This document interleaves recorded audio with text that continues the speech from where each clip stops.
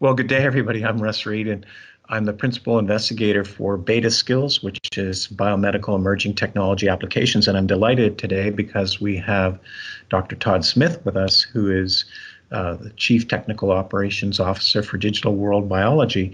Hi, Todd. How are you doing? I'm doing good. Thank you, Russ. Yeah. Todd, you have done a wonderful job with something called biotechcareers.org. And for the purposes of the website, it's biotech-careers.org. And it's been a major part of Beta Skills. So I'm really pleased you've joined us today. And what are you going to do for us today for the participants of the professional development program for Beta? Well, what I'm going to do is walk through the site and talk about its context with the Beta Skills grant and talk about a few things that will be coming along. So let's get started. So as I noted, we're going to talk about biotechcareers.org, an online resource for biotechnology career exploration with jobs, articles, companies, and much more. And through this, what I want to do is cover really three objectives. First, basically learn about biotechcareers.org, mission, vision, a brief site tour, some comments about our audience and sustainability, and then follow up with what we've been doing on the Beta Skills project. This will allow us to get a little deeper into the content on the site. And then finally, what I want to do is close with exploring some future directions in biotechnology. How is the field changing, and how do we need to think about approaching some of the teaching? And through this, I hope you gain an appreciation for how biotech careers can help in class. And also, very important, is how it could help in grant preparation should you choose to do that. And throughout the presentation, you're going to see these orange Try It buttons. This is a good place to pause the video and try out what you're seeing. Finally, the light bulb is going to indicate some ideas for instructional activities. So the mission and vision around biotech careers is really about helping students understand that there's jobs in the industry.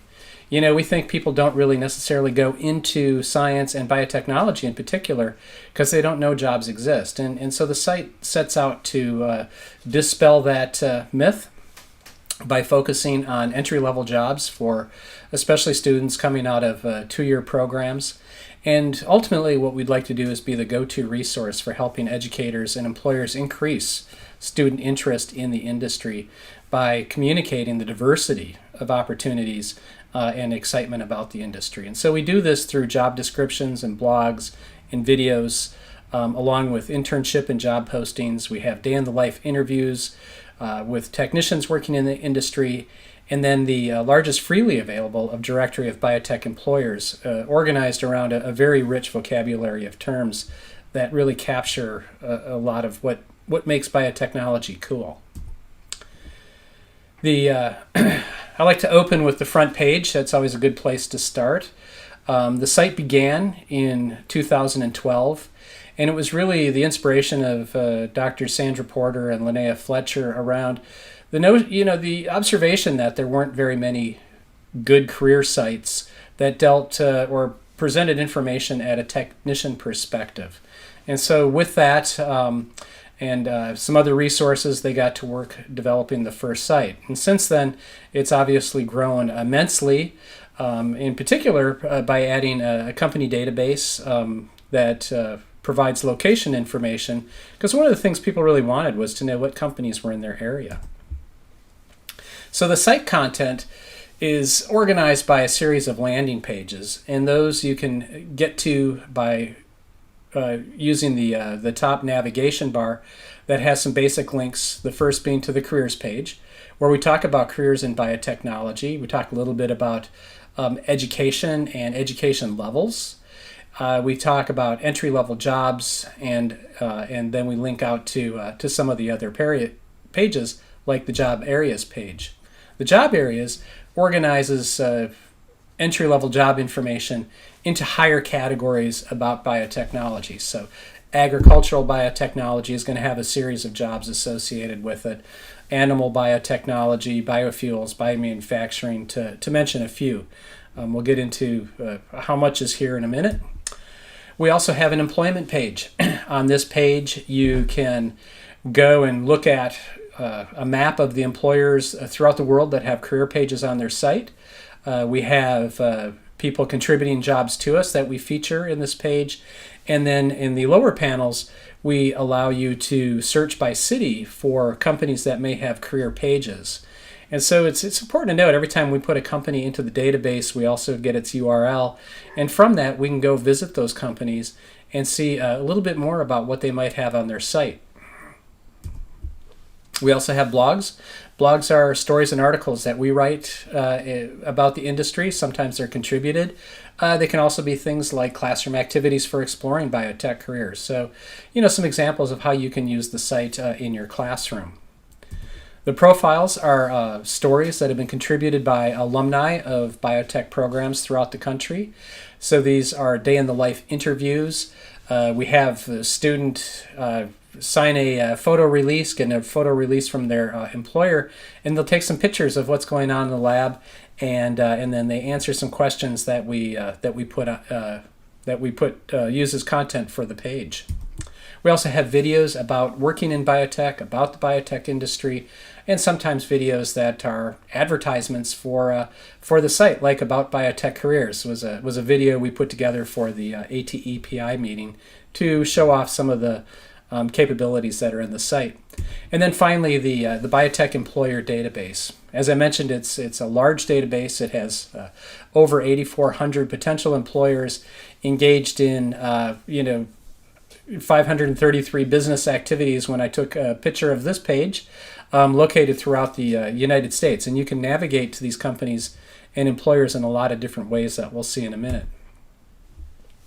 So if you looked at the content in terms of numbers of pages, we have 33 career descriptions, 36 job areas, over 4,000 links to employer career pages, blogs, articles, alumni profiles, videos, and the employers. And on one of the pages you can get to, we have this word cloud that has all of the terms that are used in the database to describe the biotech employers. And today that's 541 of these. So this was taken a few days after the last page was snapped. And together, collectively, this creates a database that has over 9,000 pages of content. And this is always a good spot to pause the video and try visiting the site and poke around. In addition to that top navigation bar that has links to the landing pages, our site footer also has additional links to additional content. So for example, you could view some biotech news, you could select business areas, and we'll see how this works in a few minutes, or you could test your knowledge about biotechnology on Learn the Lingo. So the Learn the Lingo page has some Quizlet tests that are fun to do, and it's a good time to pause the video and try a quiz and test your biotech knowledge. So talking about the careers page and job areas page, just a little bit more depth. So I showed you on a previous slide the top half of the careers page, where we talk a little bit about careers, we talk about education and the different kinds of icons we use for minimum education requirements. This page then takes those 33 job descriptions we have and puts each one brief information about each one in a card that includes the beginning of the description and the minimum education. And then on the job areas page is really a listing, again with cards, about the different job areas that we've organized these entry-level jobs into. And one of the exercises that one of our colleagues has come up with is the biotech cocktail party. So the idea here is you have students go through and read about things they find interesting in terms of the jobs that are available in the job areas, and they become a biotech professional, and they go to a cocktail party and they interview their colleagues about what they do at work. The students actually have a lot of fun doing that. And so focusing on job for a minute, so when you drill into one of those jobs, in this case biomanufacturing technician downstream, so these would be jobs and tasks associated with purifying various kinds of biotech products from cells or bacteria. So If it was green fluorescent protein, you would be purifying the protein from E. coli. If it's antibodies, you would be purifying antibodies from CHO cells. Sometimes these compounds are in the supernatant, and sometimes they're in the cell, and they have different paths that you follow. And so there's several tasks that go into a downstream technician job. There's also a basic education and training that is needed. There are people who do this job that were former or alumni of our programs and other programs throughout the country. And so students can go to this page and they can learn what you do, what you need to know, and some experiences from their peers. They can also, if they're interested, they can take and explore further. So they can click on these links and you can see that there's 20 Innovate Bio programs that have biomanufacturing degrees and certificates or teach skills in that area. And so when they click that link, they go to the Innovate Bio website and they see where those programs are located, and maybe they want to check out the page and see what a particular program might be doing. And so it's always a good time for me to remind you that we hope your program is up to date, because this can also be used as a bit of a recruiting tool. And this is a good place you can stop and take a look at the page. Talking about the employers for briefly, the landing page has really three map views. So the first is the United States with the states called out. The second is the United States, and the third is a map. If you clicked on, say, Washington State, what you do is see the companies and employers organized in Washington State. If instead you click on the United States, you're going to see where all of the employers are located throughout the U.S. You can look at these data in map form. You can also look at these data as a table. So it's, again, you just see the information in a different way, and you see different kinds of information. And so from that, you can learn different things. You can also, on this page, in addition to the maps, what we have are these cards below them that categorize the employers in different sorts of business areas. And I'll talk about this as we get into the Beta Skills project. But what's important to note is you can look at employer information in maps, in tables, and you can also filter this data in different ways to gain additional insights.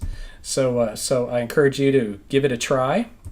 And let's talk about filtering employers. So in this case, I clicked on North Carolina, and it's home of 318 potential employers in 348 locations. So some of these groups or companies have 2 offices, 2 manufacturing plants, what have you, in the North Carolina area. You have a word cloud on the side that talks about the business areas that these companies are engaged in.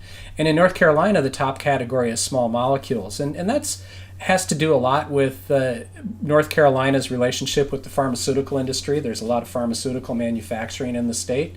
The second category is COVID-19. As we started to put in more and more employers related to COVID-19 in response to the pandemic, what we noticed is every state has a lot of employers that are doing something in COVID-19. So you can, so that's a word cloud, and each state has a different kind of word cloud. And so again, this becomes a really neat way to have students understand the local character of biotechnology throughout the United States. And so you can click on a state and see what different states do. There's also these filters, and the filters are kind of cool. So you can click these radio dialogues like community college hire, yes. Career information, yes. Internship information. And what it'll do is it'll filter this data down. You can also click on small molecules in the word cloud, and what will happen when you do that is it will fill in the business area, filter the data on small molecules. And so what I'm showing here now is North Carolina after you've clicked on small molecules and career information. And now we see 17 potential employers that work on small molecules that have a career page on their website. And from this, you can you can go on and look at the data as a table, or you can go to Innovate Bio and see what's going on in North Carolina from an education and trade organization perspective. So again, pause and try it, or you can go and look at the table. And so the table, this just gives me a nice way to show how the tables provide a different sort of information, so you can click on each little bubble in a map and get to the company to see this information about, its business areas and description, or you can see it in the tables.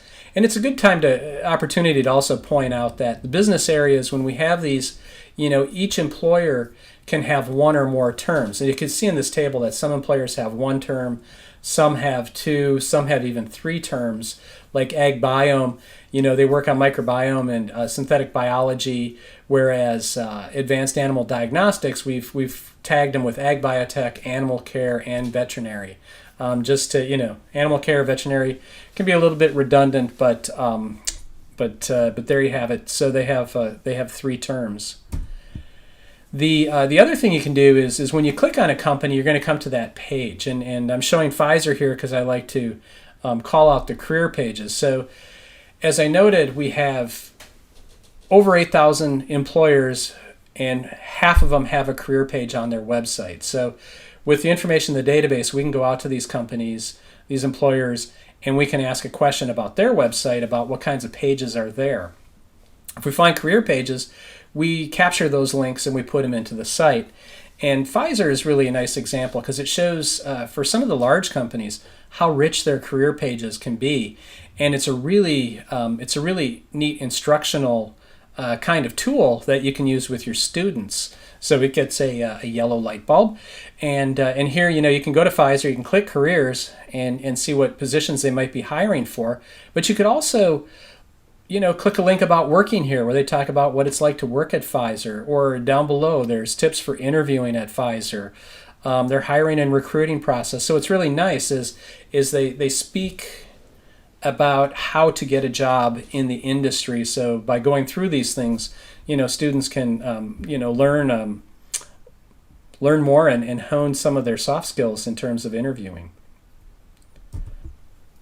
So that's just a really quick tour of the site. We'll get in a little bit deeper in a minute, but what I wanted to do is talk a little bit about the audience, because this has been really, I think, one of the really exciting things about Biotech Careers. It started in 2012, and through a lot of work by Sandra Porter, sharing it at BioLink meetings, talking to school groups. Every chance we get, we've been presenting it, and that's been paying off, and the audience has really been building. So there's been some word of mouth going on, and today we have over 40,000 visits a month. Cumulatively, since the site started, we've served up, and this year we'll go over 4 million pages to 1.6 million visitors. And we estimate that somewhere between 25 and 30% of the visits are from schools.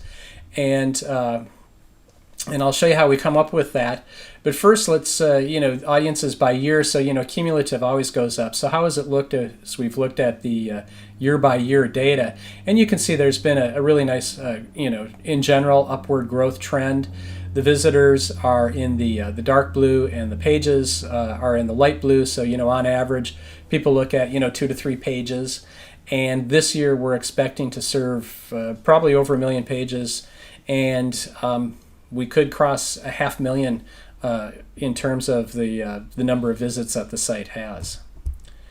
So the becoming the go-to resource, so here we have, as I noted, somewhere around 25% of our audience is education related.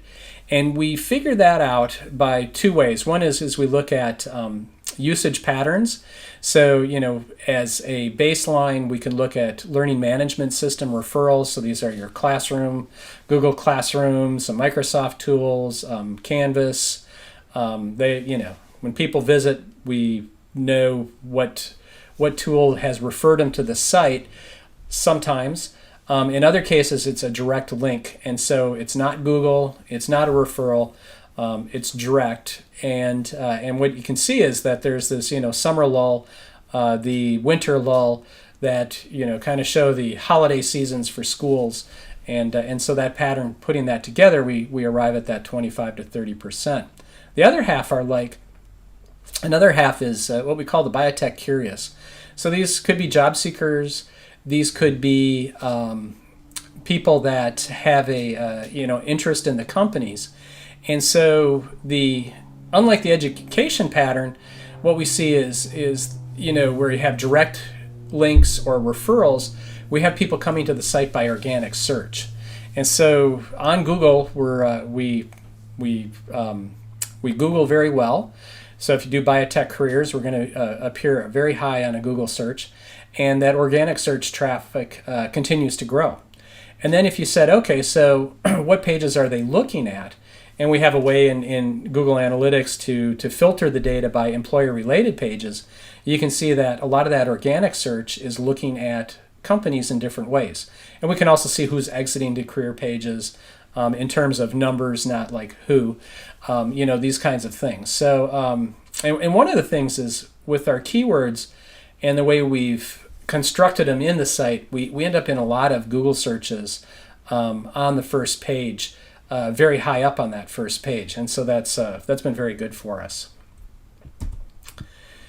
And so with a growing audience, we want to think about how we continue this site, and the site itself, has been developed through ATE funded grants, and you'll see that at the acknowledgments at the end. The first was the BioLink grant, where we started the site. Then we took it over Digital World Biology as BioLink sunsetted, and we bridged BioLink to Innovate Bio. And so we got our own grant to support both the Innovate, what became the Innovate Bio site, and Biotech Careers. And we're thinking in the future about proposals we might write. We also work with our colleagues on their grants. In this case, work that we're doing here has been funded through Russ Reed's grant to Biomedical Emerging Technology Applications. But we've also had contributions, and we've done some things with some other grant projects. And then non-grant funding, we're looking at sponsorships, right? So right now it's very modest, but we're hoping to grow that. And the idea is people advertise, but I like to say the benefit is advertising, the value is supporting education. So we have some things we're experimenting with there to grow the sustainability of the site. So with that, that's an introduction to biotech careers. What have we been doing with the Beta Skills project? And this is kind of interesting because it kind of shows what we can do with people in terms of building out specific things in the site, and also how it can meet more needs. So the biomedical device relevance. So the Beta Skills is about biomedical devices. So as you start to think about concepts around regenerative medicine, tissue engineering, cellular engineering, you're basically creating biomaterials and putting them into a body. Medical devices is creating a piece of hardware and putting it into a body. This is a biological entity that you put into a body. Sometimes they're made from people's own stem cells, so the graft host is minimized or eliminated, but it's still it's a device in a sense. And so we wanted to add additional context for that kind of activity. We also wanted to create user experiences to organize that content and help people see, capture what's going on with biomedical devices. And then finally, through content, adding blogs and things like that, we talk about the project, and we'll see some examples. And then the future is really getting into some of the computer use in biotechnology. Not just how to use it, but thinking about how to use those systems so they're safe as well.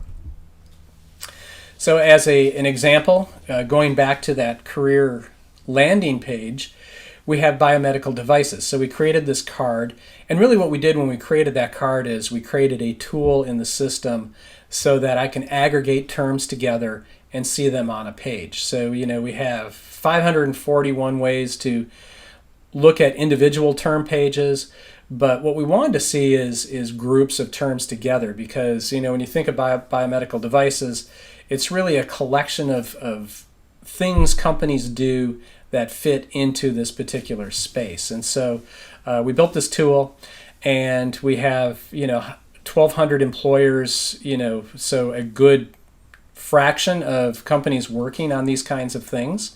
Ranging from traditional medical devices to stem cells and using CRISPR and CAR-T and all of these up-and-coming technologies in biotech.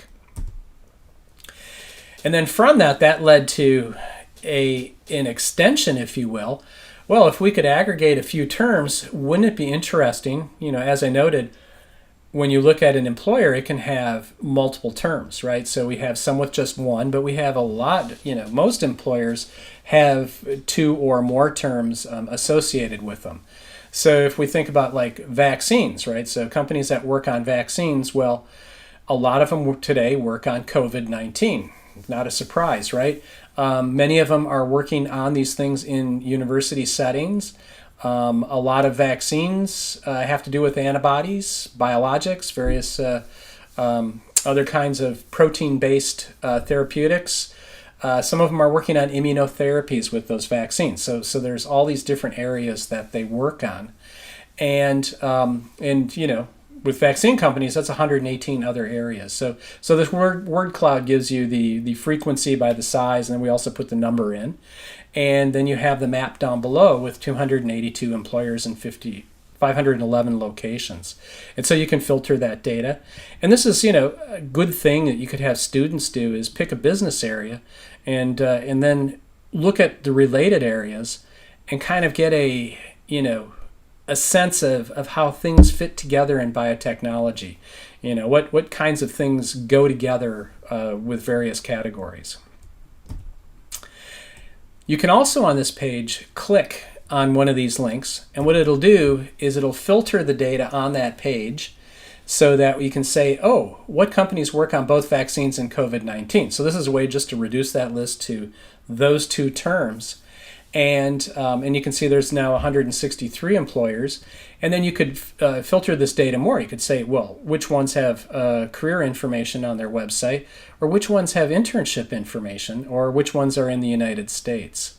And then from here, you can either go back to the vaccine companies, or you can go forward. And we've already seen vaccines, so let's go see COVID-19. And this is a page that, it just did not exist before March of 2020, right? And so as the pandemic started to take hold, we wanted to do our part with Biotech Careers, and that was really sharing how companies are getting into COVID-19, SARS-CoV-2 testing and COVID-19 therapeutics.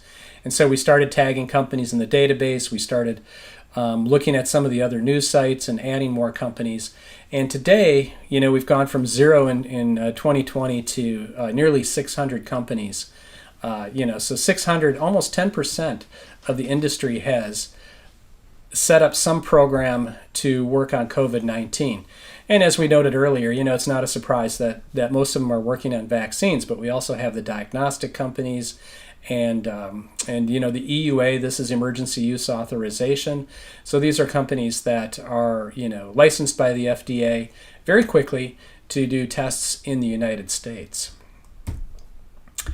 As I talked about the site footer, I talked about select biotech business areas, right? So one of those links will take you to this page, and I like to say you can create your own adventure. So if we don't, right now we just have 6 of those cards, biomedical devices, genomics. Maybe there's a categorization that you would like to see of things together. You can use this page to build that. And so it has in this yellow box the terms with check boxes, and you can select up to 55. That's just a limitation of the software, and you can check those. And when you do, you're going to see different companies that work in those areas. And this will be an OR query, so it'd be like 3D cell culture or 3D printing. If you want, you can also combine the terms, and that's on another page. So you can give it a try. And so as one example, when I've done this, here I just did a simple one where I checked 3D cell culture, 3D printing, artificial intelligence, and aptamers. And both AI and aptamers are down lower in the page. And it returned 29 companies that work on these different things. And what's neat is this page, you get the URL, and that's shown at the bottom. So you can build your own list, and then you can make a bookmark of it and refer to it later. And if you wait long enough, numbers will have changed because we've probably added more companies and perhaps unpublished a few, because we do track when we do periodically test that if a company's disappeared from the web, we like to unpublish it from the database. So talking about the blogs briefly, we have content that's a variety of different content about the industry. A lot of it is written by us. We get it contributed by people. So if you want to share something, please contact us. We'd love to put your blog into the site. The first one on this list, and this is the most recent one, so it's just a list that is most recent on top. It's classroom activities for exploring biotech careers, and then also a supply chain about the mRNA vaccines. And we'll talk about this in a little bit more depth because it's got a really cool figure. And I just wanted to highlight, we have these arrows that indicate a scroll, so you can see more topics if you want, and you just scroll these boxes. And the topics are word clouds, so things that are bigger have more words. So content related to beta skills, one of those tags is beta skills. And so you can see, things that we've done particularly for this project. And so, if we were working with another project, we'd also add a tag for that. And what's cool about this is, if we're working on grants, we're working with NSF, we all have to do annual reports. And so it becomes a really easy matter to see what we've done on a year-to-year basis. So the vaccine supply chain. So this is one that I did. There was a blog that was written by this fellow who's at Zymergen, Jonas Newbert, and it's a really great blog, and I really recommend you read it. And he went through and described in tremendous detail how these vaccines are made and the elements of their supply chain. But the thing that was missing was a central figure. And so I put that central figure together, and we like to say, a picture's worth 1,000 words. It turned out this one was worth 2,000. And the figure is kind of cool because you can click on things on it, and what it'll do is it will light up those areas. So if I click computers and systems, it will light those up and in the figure. And I shared this with Jonas, and he really thought it was cool. And when we shared it out, and it got tweeted really well on the internet. So it's you can click the link and try it yourself. The what's a biomedical device? This is, I'm just highlighting this one because it also highlights, for two reasons. One, it was important early on in the project to describe what biomedical devices were, if we're gonna talk about them and create categories for them. What are we talking about? So we wrote a blog about that. But also, there is another article I read where it talked about this convergence of technologies, and so I put it in the framework of biomedical devices. And when you think about it, you've got biotech concepts, but we also have things coming out of information technology and nanotechnology. We've got to bring all this together to make a biomedical device. And so we put together a brief description of that, and it's been fun because these have been picked up well on the internet, and again, these are the kinds of things we share for various annual reports. And if you look at the content related to the beta project on Biotech Careers, grant started 2.5 or so years ago. And so we got to work, and you can see that we've had steady growth in traffic, and biomedical device is actually pretty popular. This past year, it's had nearly 3,500 views, and that's because it turns out it's number 2 on a Google search. So if you type biomedical device, there you get it. What is a biomedical device? And what's important about that is one of the things that, and ATE likes to talk about this. SEO, search engine optimization, and social media and things like that. Well, there's a way you can write titles and stuff that get picked up, and that's an example.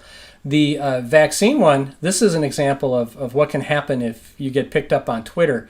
You can see it's the you don't have the same loyalty of Google searches, but you can get a nice spike in your traffic.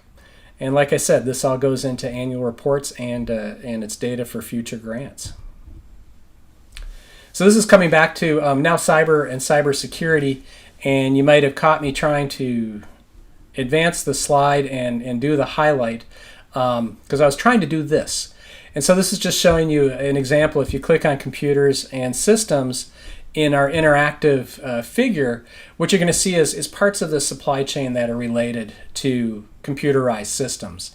And I'm going to make a point of this, but I'll make it now. It's really important, I think, that students have exposure to computerized systems, LIMS, quality systems, things like that, as part of their education in biotechnology. And you can see the vaccine supply chain. It's very complicated, right? You know, if you're trying to make an mRNA vaccine, you have some traditional manufacturing, and we've put the different jobs that are involved in these areas on the map, along with the companies doing them. In each one of these, you know, the blue ones they're all links. You can mouse over it. You can also see the company core activities that are involved here. So, you know, it's really quite amazing when you think about making a biotech product, how many things go into it, and how many companies are involved ultimately in that process. So just to summarize, you know, what did we do in this first part? You know, we learned about biotech careers. I walked through it in a general way. We dug a little deeper into the Beta Skills project to learn about how we adapted some of the components of the site and how we could support innovation in a variety of projects. Along the way, there were a few teaching ideas. Hopefully, you're getting inspired to come up with a few more. And I've summarized the teaching ideas at the bottom here, and the try it links throughout, so that you could pause the video and take a look at biotech careers. So let's talk about the future for closing minutes here. And through that, I want to cover four things. One is just the evolution of biotech. How is it changing? And how are we, a grant that we have starting at Digital World Biology around antibody engineering. Briefly about skills and pathways, I think how we need to start to think about how we communicate information to students and how we can make it more granular and interactive. And then a few words on recruiting students and the general public into biotechnology. So Biotech Evolution. So, first, research and production scale.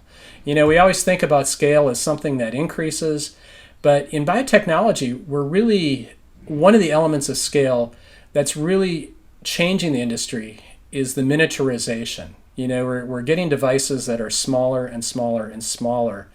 And by doing that, we can then do many kinds of things at once. And so there's this massive parallelization. So, DNA sequence is a really great example. If you think of next generation sequencing, what you're really doing is collecting DNA sequences in a massively parallel way, such that a particular read on a device can produce, up to 1 billion independent reads that come from 1 billion independent molecules. Well, we can do the same thing in synthetic biology and chemical synthesis, high throughput screening. All kinds of applications are going through this miniaturization and massive parallelization.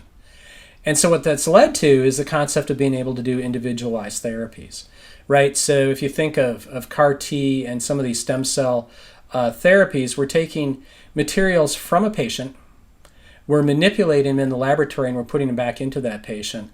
And to do that at scale, you have to be able to parallelize operations, and you have to be able to operate at small scales.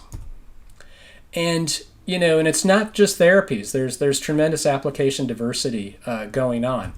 And so what it means is biotech workplaces and research departments are now very highly multidisciplinary. We talked about it a little bit, but you have engineers and computer scientists and biologists and chemists and all kinds of people with all kinds of backgrounds working together toward common goals. And so you have this convergence, right? So you have, things becoming more diverse, and yet there's convergence, right? So you have biology, chemistry, engineering, and computer science coming together. And so what it really means is biotech. This is the century of biotech. I was just at a presentation, and Walter Isaacson said, the molecule is the new silicon chip, right? It's the new chip. So, the first half of the 21st century is going to be all about biotech, and biotech is going to be involved in solving major challenges around climate, food, energy, health, and wellness. And so what does this mean? What's the evolution? If you said, okay, so how did biotech look in the 80s versus how does it look in, the 2020s?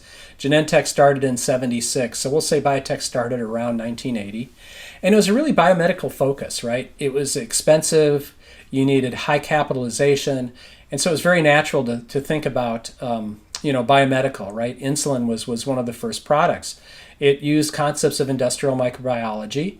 From a teaching perspective, you really focused on laboratory techniques. Manufacturing is very centralized. The computing systems, Excel came online in the 80s, and that was like one of the first, computational platforms. And discovery was nature-based. So by that I mean we looked at natural products. Antibiotics were, discovered in soil. We did a lot of these antibodies. You would purify them from, you would raise them in mice, you purify them from humans. It was all nature-based, right? Well, now with all of the things I just said about research and scale, we're going from biomedical to biomaterials. So Biomed, they just did their launch, and they're talking about different kinds of things. The Army is very interested in armor made from biotech products. Zymergen is making a special film you can see through. That's completely biomaterial, right? So biofuels, all of these things. It's about materials, right? And so some of those materials are drugs, but it's much broader than that, right? And industrial microbiology is giving ways to synthetic biology because we're able to manipulate bacteria at higher scales because of the miniaturization and parallelization. So we can do more experiments faster, right? And that means that laboratory techniques, students have to become very aware of automation systems and robotics. Manufacturing is becoming more distributed. And Excel is just, it's still used, but it's being replaced in many ways with data science, artificial intelligence, electronic notebooks, and laboratory information systems. And nature-based is becoming design first. That is, we've learned a lot from evolution. We can now design things. So, the Institute for Protein Design here in Seattle is designing proteins from first principles. Antibodies, Just Therapeutics, they have a whole platform for doing computational biology to design the antibodies and then test them. So what it means is students have to have access to computers in the same way they've had access to textbooks. We always think about the textbooks. We need to start thinking about the computers with equal weight. And in fact, those textbooks are now being served up on computers. So it's becoming even more important. And they need to work in teams and work with people who know more about things in different areas, right? So you need to have multidisciplinary teams as the norm. And so one of the things we're doing to address this is we are starting a DUE grant, a ATE grant on course-based undergraduate research with antibody engineering. And so it's a new ATE project. We've got 4 collaborating schools. We've got business advisors all through the country, from startups to major companies to universities and institutions. And so the need, we made the case to NSF through Biotech Careers that there's a lot going on in antibodies, and so we need to bring antibody engineering into our classrooms. And so this was, the Antibody Companies was part of the need statement, and then the concept of doing design, build, test. So we're going to work with a lot of different tools, and we're going to work with our colleagues in a collaborative online hackathon format. So the idea is our initial co-PIs are going to lead projects. in the first year, and then we're going to build teams, and teams are going to come up with ideas, and we're going to explore those ideas to create course materials and these kinds of things for the classroom. So what we want to do is have a combination of computational projects as well as wet lab projects. And that's going to start shortly. Actually, by the time you see this, it will be at least 2 or 3 weeks old. So we're getting started. The other thing we need to think about is skills and pathways, right? So there's a lot of discussion about pathways. We hear a lot of commentary about companies want to hire people based on skills, not necessarily degrees. And the thing is we have a lot of data, and we're producing more all the time. And by that I mean skill standards. So a lot of ATE projects are focused on understanding how skills are changing in the industry and what's needed. And they put together a lot of really useful material. The careers in biotechnology that's kind of hiding in that pile there is one of the sources that we use to start biotech careers. And in fact, I was rereading that going, oh, there's more we need to put in. But from a student perspective, what's sort of missing in here is the granularity, right? So we don't have a structure that as somebody goes through their career, they start an entry-level job, maybe they become a supervisor, a manager, a director, VP, or even become a CEO. And trust me, many of our students have followed this path, and some have said, oh, heck with it, I'm just going to start at CEO, and have done quite well, right? And if you think of the education ladder, they could do a 2-year gig, they could do 4-year, they could do 2-year, 4-year, 4-year, 2-year graduate professional, or they could just develop a lot of experience. And so the degrees only tell part of the story. It's the skills say what you can do. And what we'd like to do is start to think about how to make skills as granular in biotech careers as we make the taxonomy terms, or those business areas that we describe the companies by. So that way you could look at a job description and say, oh, what skills do I need? And then you could look at a collection of companies and maybe those keywords and go, what skills are needed for those particular industries? And so this is something we're starting to brainstorm on to come up with ideas. And this is what I'd like to do is have this be the subject of a future proposal. And then getting students interested. I said at the beginning with the mission and vision that it's hard to recruit students into fields if they don't know that the fields exist, or that they don't know jobs exist in those fields. And I think biotechnology sometimes is a really well-kept secret, because there's a lot of people that can work in the industry with a lot of different backgrounds. They don't all have to be biologists. In fact, you need chemists, you need engineers, you need, if you think of upstream manufacturing, running a fermenter, somebody who's really good with cars is going to be really good with fermenters, right?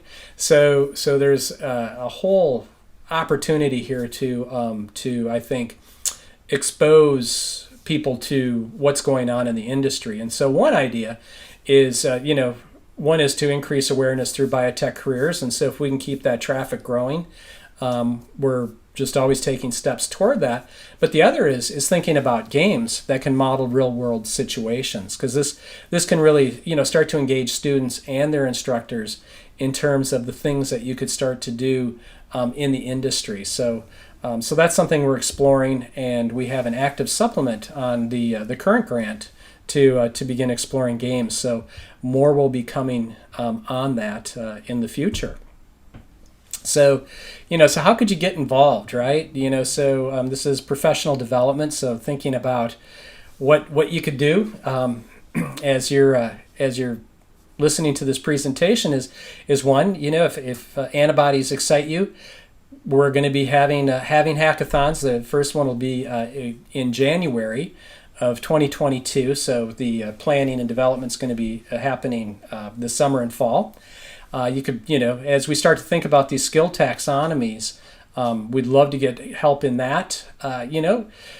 Be a game tester. So as we start to roll out some ideas, we'd love to have people in their classes helping out in that area.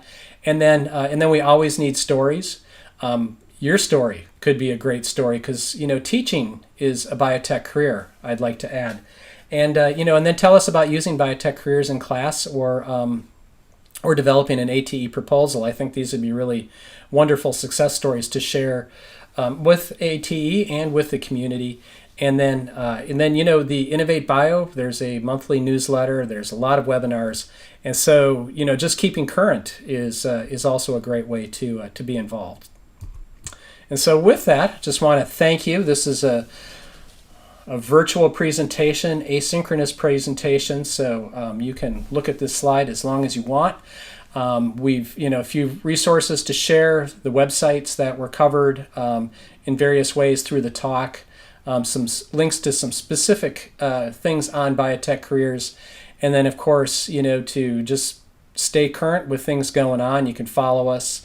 Biotech Careers has a LinkedIn page. Innovate Bio has a LinkedIn group. Antibody Engineers now has a new LinkedIn group. There's Facebook. There's Twitter. There's lots of ways to follow us and just stay current with things going on. And if something excites you, jump in. Send an email.